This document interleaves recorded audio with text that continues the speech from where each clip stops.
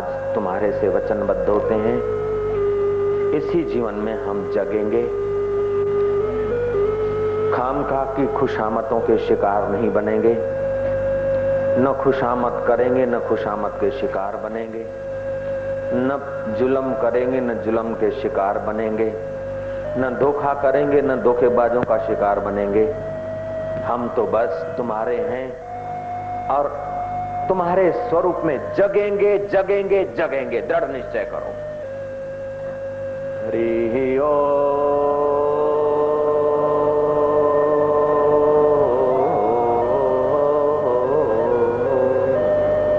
तेरा घर नहीं, 2-4 दिन रहना यहाँ, कर याद अपने राज्य की स्वराज निष्कंटक जहां।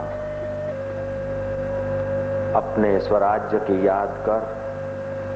जब से धार्मिक लोगों ने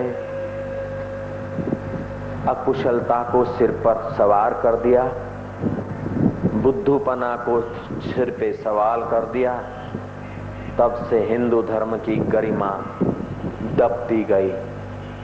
आलसी, पलायनवाद और मूर्ख होकर ठगे जाना ये धर्म का चिन्ह नहीं है। भगवान कृष्ण कहते हैं, अनपेक्ष शुचिर दक्ष उदासीनो गत व्यथा। तुच्छ विकारों की अपेक्षा नहीं।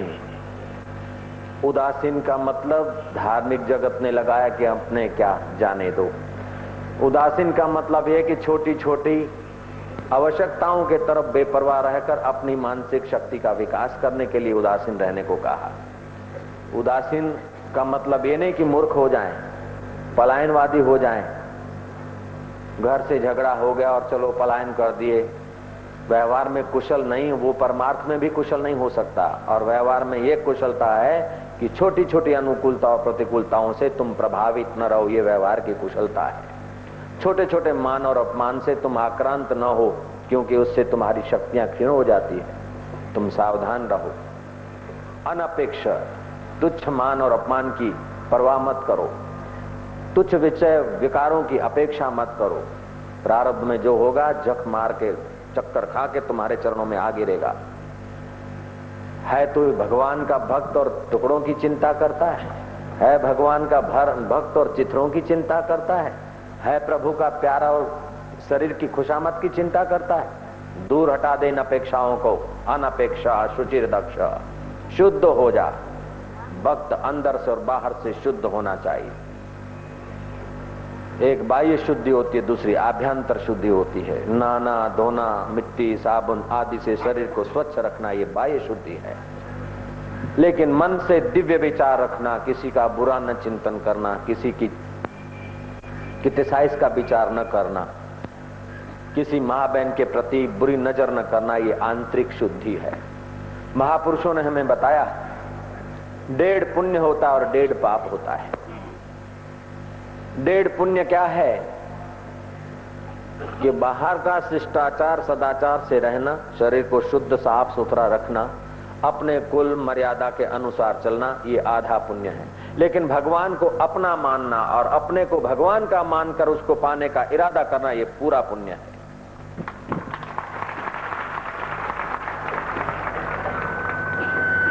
डेढ़ पाप कैसे?